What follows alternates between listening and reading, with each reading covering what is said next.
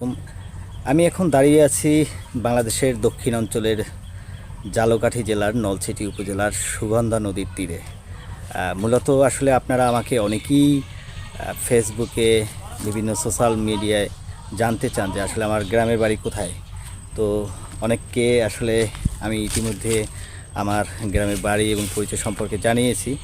তারপরও আজকে আসলে সবার উদ্দেশ্যে আমি আমার এই যেই গ্রামে আসলে আমার বেড়ে ওঠা, যে গ্রামের মাটি ও মানুষের সাথে আমার সেই ছোটোবেলা থেকে আসলে সখ্যতা, সেই গ্রামটিকে আজকে আসলে আপনাদের পরিচয় করিয়ে দেব।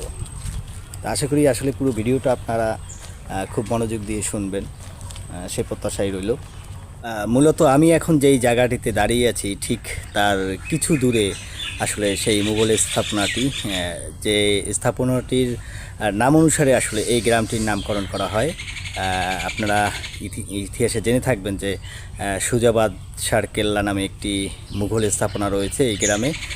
মূলত আসলে তৎকালীন মুঘল সম্রাট শাহজাদা শাহ সুজার আসলে এই গ্রামে আসলে আগমন ঘটেছিল এবং এই গ্রামে তিনি যখন এসেছিলেন অনেকেই আসলে ইতিহাসে বলে থাকেন যে আসলে এক রাতের ভিতরে আসলে দুটি কেল্লা নির্মাণ করেছিলেন, যার একটি কেল্লা আসলে মূলত এখান থেকে কিছুটা দূরে মূলত মুঘল সম্রাট শাহ সুজার আগমনের পরিপ্রেক্ষিতে আসলে এই গ্রামটির নামকরণ করা হয় সুজাবাদ। আমি যেখানে এখন বর্তমানে দাঁড়িয়ে আছি ঠিক আসলে তার কিছু দূরেই সম্ভবত নদীর একটা কিনারাতে আসলে সেই সম্রাট শাহ সুজা, মুঘল সম্রাট শাহজাদা আর কি, তার সেই নির্মিত সুজাবাদের কেল্লাটি নির্মিত। এবং সেটা কিন্তু আমরা যেটা আসলে যতদূর জানতে পেরেছি আসলে সেটা মাটির গভীরে একটি কেল্লা নির্মাণ করা ছিল এবং সেখানে আসলে তাদের তৎকালীন সময়ে যে যুদ্ধ ব্যবস্থা বা নৌ ব্যবস্থাপনা সেটিকে সচল রাখা অথবা শত্রু মোকাবেলা করা, এই সবগুলো বিষয় নিয়েই কিন্তু আসলে তৎকালীন সময়ে সেই শাহজাদা সুজা তিনি কিন্তু ভারতবর্ষ থেকে বাংলাদেশের ঠিক এই জায়গাটাতে এসেছিলেন, এক প্রকার পালিয়ে এসেছিলেন, কারণ তার ভাই শাহ আওরঙ্গজেব কিন্তু তাকে হত্যা করার উদ্দেশ্যে কিন্তু আসলে তাড়িয়ে বেরোচ্ছিল। যাই হোক, আমি এখন ঠিক দাঁড়িয়ে আছি ঝালকাঠি জেলার নলছিটি উপজেলার এই সুগন্ধা নদীর তীরে, যেখানে আসলে আমার সেই ছোটোবেলা থেকে বেড়ে ওঠা আমার প্রতিটি গল্প এবং আমার প্রতিটি অনুভূতি আসলে এই জায়গা ঘিরেই তৈরি।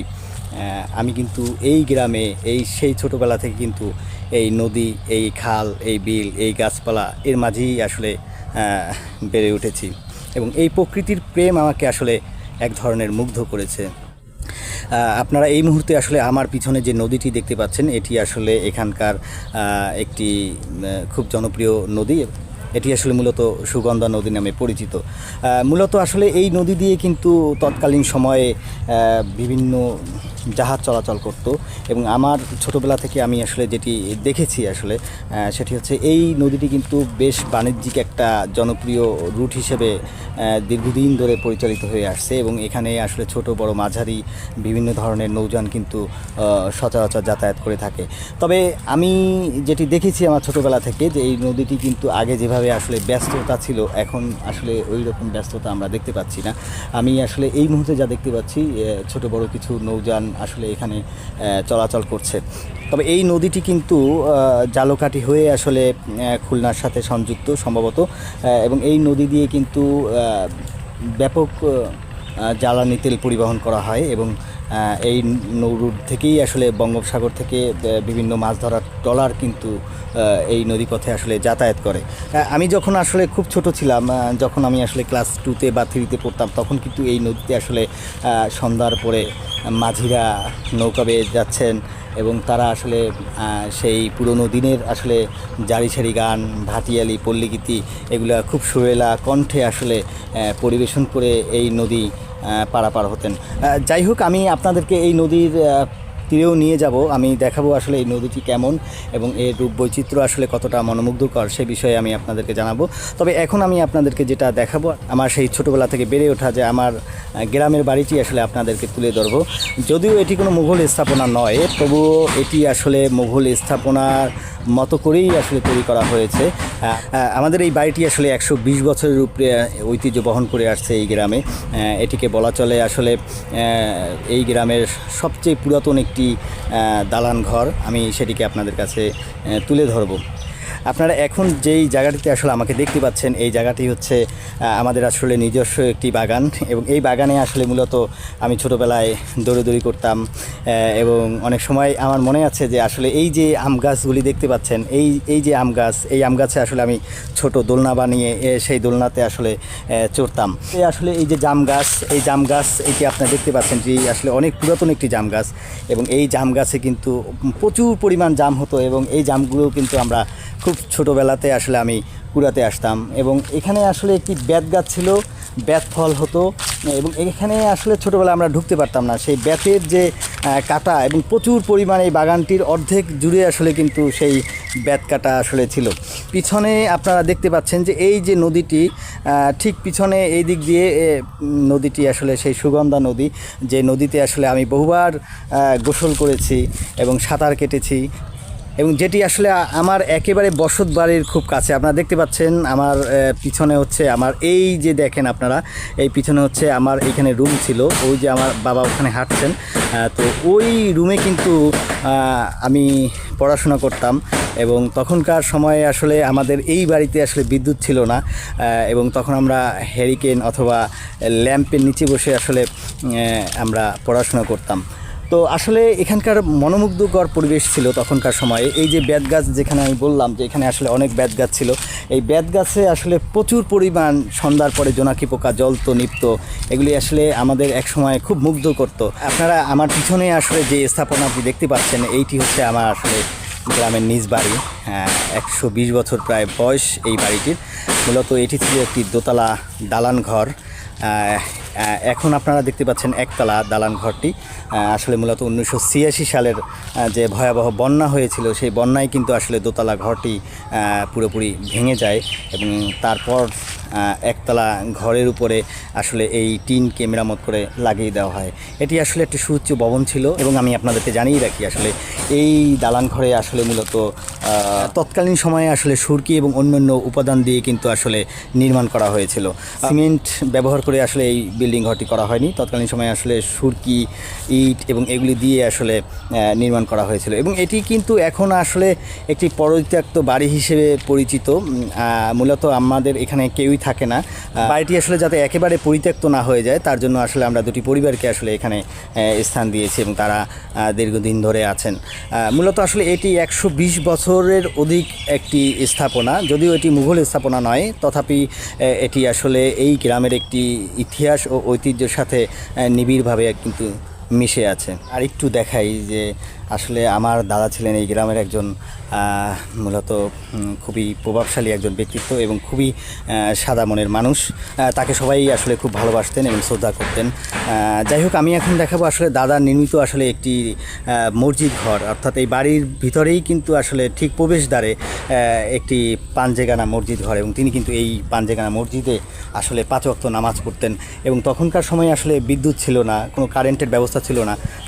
তিনি কিন্তু এই মসজিদ ঘরেই সবসময় তার জীবনের অধিকাংশ সময় কাটাতেন। আমি আসলে যখন খুব ছোট আসলে, তখন কিন্তু আমি দেখতাম যে দাদা আসলে প্রত্যেক 5 ওয়াক্ত নামাজের আজান কিন্তু তিনি আসলে এখান থেকে দিতেন। এবং আমি যদি একটু আপনাদেরকে কাছে এনে দেখাই, তিনি আসলে এই জায়গাটায় দাঁড়িয়ে আসলে কিন্তু নামাজের আজান দিতেন। ঠিক ঘড়ি ধরা টাইমে তিনি কিন্তু সেই আজান দিতেন এবং পরবর্তীতে নামাজ আদায় করতেন। আমরা যদি আরেকটু দেখাই যে এই স্থাপনার, আপনারা দেখবেন যে এখানে একটি পুকুর রয়েছে, এবং এটি কিন্তু তৎকালীন সময়ে আসলে একটি বড় পুকুর হিসেবে বিবেচিত হয়ে আসছে। আসলে কিন্তু গ্রাম অঞ্চলে তত বেশি আসলে টিউবওয়েল ছিল না। তখনকার সময়ে পানি নেয়ার যে ব্যবস্থা, সেটা কিন্তু খুব অপ্রতুল একটি বিষয় ছিল। যাই হোক, আমাদের বাড়িতে টিউবওয়েল ছিল, যেখান থেকে আসলে গ্রামের মানুষ আসলে সুপেয় যে পানি, সেটি কিন্তু সংগ্রহ করে তারা তৃষ্ণা নিবারণ করত। এখন আমি আপনাদেরকে আসলে দেখাবো আমাদের পারিবারিক কবরস্থান। ঠিক আমার এই পিছন দিকে আসলে এই পারিবারিক কবরস্থানটি আপনারা দেখতে পাচ্ছেন, এবং এই কবরস্থানে কিন্তু আমার সেই পূর্বপুরুষ যারা রয়েছেন তারা কিন্তু আসলে চিরনিদ্রায় শায়িত আছেন। আমার দাদা দাদি এবং আমার শ্রদ্ধাভাজন দুজন চাচা কিন্তু এখানে চিরনিদ্রায় শায়িত আছেন। তারা দুজন বীর মুক্তিযোদ্ধা, একজন শিক্ষক ছিলেন, প্রধান শিক্ষক হাই স্কুলের, আরেকজন আসলে মূলত ছিলেন ফ্লাইট সার্জন। আমি এবারে আপনাদেরকে নিয়ে যাব আমাদের সেই সুগন্ধা নদীর তীরে, যে এখানে আসলে এই নদীটি অবস্থিত। আমি এখন আসলে দাঁড়িয়ে আছি সেই সুগন্ধার একেবারে নদীর তীরে। আপনারা দেখতে পাচ্ছেন বেশ খুব সুন্দর আসলে একদম সতেজ এবং তরতাজা কিন্তু টগর ফুল। এবং এই যে জায়গাটাতে আসলে আমি এখন দাঁড়িয়ে আছি, এই জায়গাটায় আমি বহুবার ঘুরেছি, বহুবার হেঁটেছি। আমার ছোটোবেলায় সেই ছোট ছোট পা দিয়ে কিন্তু এই নদীর পাড়ে আমি বহুবার এসেছি এবং মুগ্ধ হয়েছি, প্রকৃতির প্রেমে ভালো লেগেছে। আসলে রূপসী বাংলার যে রূপের আসলে গুণ, সেটা আমি হয়তো বলে আপনাদেরকে শেষ করতে পারবো না। যাই হোক, আমি এখন দাঁড়িয়ে আছি সুগন্ধা নদীর ঠিক একেবারেই তীরে। আপনারা দেখতে পাচ্ছেন এখানে বিশাল একটি চর পড়েছে। এই নদীটি আসলে মূলত আরও সামনে ছিল, এটি কিন্তু সুদীর্ঘকালের যেই উত্থান পতন নদীর, সেই উত্থান পতনের পরিপ্রেক্ষিতে কিন্তু আসলে এটি কখনো ভেঙে একেবারেই বসতবাড়ির কাছাকাছি চলে এসেছে। আপনারা দেখেন এই যে জায়গাটি দেখছেন, এতক্ষণ আমি আসলে মূলত ওই জায়গাটিতে বসে এসে বাগানের ভিতরে বসে আসলে এই ব্লগটি করছিলাম। যাই হোক, আমি কিন্তু এখন দাঁড়িয়ে আছি সেই সুগন্ধা নদীর তীরে। আপনাদেরকে একটু যদি দেখাই, ঠিক এই দিকটা হচ্ছে জালকাঠি এবং নলছিটি জালকাঠির এই রুটটা হচ্ছে এই দিকে, আর এই যে দেখতে পাচ্ছেন ঠিক এই দিকটা হচ্ছে বরিশালে। যাই হোক, আপনারা দেখতে পাচ্ছেন সাদা বকগুলো উঠছে। আসলে এই নদীর তীর দেখে দেখেই কিন্তু আসলে আমার ছোটোবেলা থেকে আসলে এইখানে বেড়ে ওঠা। মূলত এই নদীকে ঘিরেই আসলে আমার সমস্ত সাহিত্য এবং কাব্য রচনা।